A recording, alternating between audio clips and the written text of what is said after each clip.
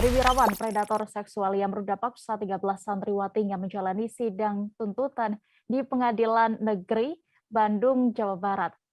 Dalam sidang ini, Heri dihadirkan secara langsung di pengadilan hari ini, Selasa 15 Februari 2022.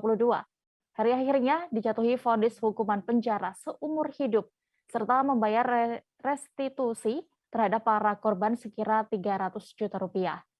Reporter kami dari Tribun Jabar, Nasmi Abdurrahman akan melaporkan selengkapnya. Halo rekan Nasmi. Ya, halo rekan Dea. Ya, rekan Nasmi, bagaimana suasana sidang Heri Wirawan pagi tadi dari pantauan Anda? Ya, selamat sore Dea dan Tribunas dimanapun Anda berada. Dapat dilaporkan bahwa sidang dengan agenda vonis terhadap terdakwa Heri Wirawan dilakukan di Pengadilan Negeri Bandung pagi tadi sekitar pukul 10. Heri datang dari Rutan Kebonwaru menggunakan kendaraan mobil atau mobil tahanan milik Kejari Bandung. Tiba di pengadilan sekitar pukul 9.30. Sidang kemudian langsung dimulai pas jam 10. Heri pun mendengarkan langsung vonis yang dibacakan oleh majelis hakim, dan pada vonis itu majelis hakim menjatuhkan hukuman pada Heri seumur hidup, dan info dibebankan kepada Heri akhirnya dibebankan kepada pemerintah, dalam hal ini kementerian, sebab Heri sudah dikenai hukuman kurungan penjara seumur hidup sehingga tidak dapat diperankan dibebani pidana atau hukuman lain. Dea. Baik, lalu apa langkah dari jaksa penuntut umum atas putusan hakim ini, Nazmi? Ya, Dea. Jaksa penuntut umum dalam kasus ini adalah Kepala Kejaksaan Tinggi Jawa Barat, Asep N. Mulyana.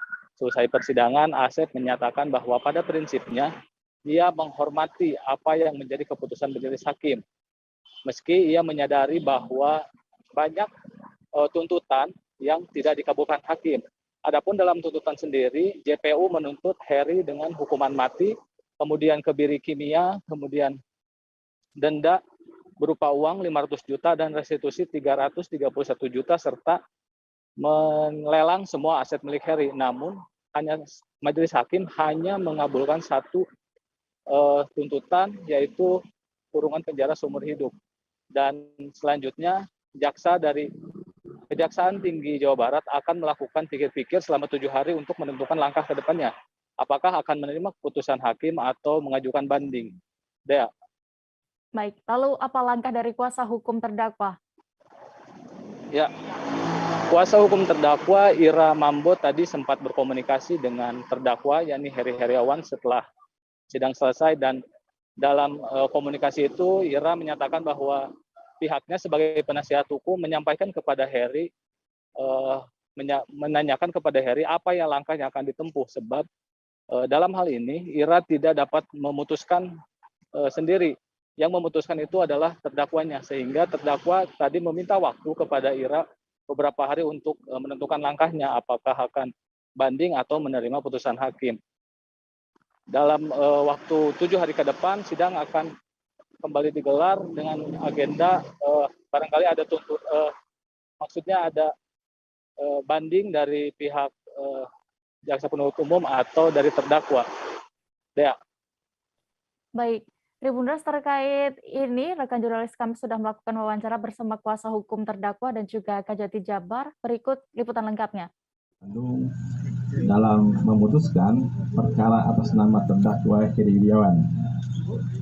Yang pertama perlu saya sampaikan bahwa kami jaksa penuntut umum mengapresiasi dan menghormati putusan Majelis Hakim Pengadilan Negeri Kelas 1A Bandung ini. Karena yang pertama tentu bahwa banyak pertimbangan-pertimbangan yang dijadikan dasar majelis hakim diambil atas pendapat dengan tuntutan yang kami ajukan dalam persidangan sebelumnya. Itu yang pertama.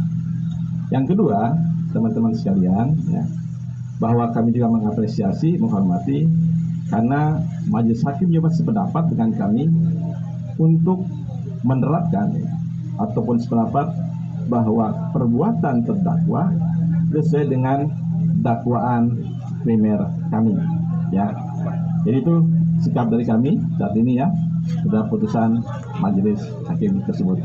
Tapi terdakwa, kami cuma memberitahukan hak-hak terdakwa itu boleh menerima terhadap putusan tersebut, boleh berpikir-pikir selama 7 hari, dan boleh banding.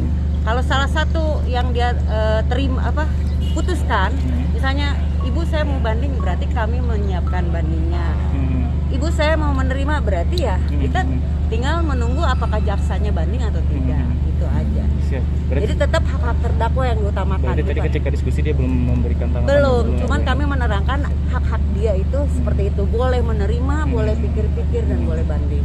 Dan kita nanti akan mungkin dikabari lah ya, kita caranya bagaimana kita nggak bisa memberitahukan lah, nanti dia akan mengabari. Bu, kalau terkait dengan jalannya proses persidangan dari awal sampai akhir, kalau misalnya dari tanggapan Ibu Ya. sebagai penasihat hukum seperti apa? Baik, pada intinya isi putusan hakim dan pertimbangan-pertimbangan hakim adalah sama seperti pembelaan kami, itu yang kami cermati ya, semua adalah argumen kami di dalam pembelaan dipergunakan atau diterima, dipertimbangkan oleh hakim.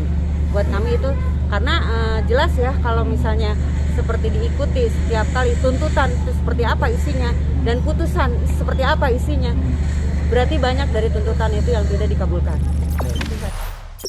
Jangan lupa subscribe, share, komen, dan like ya.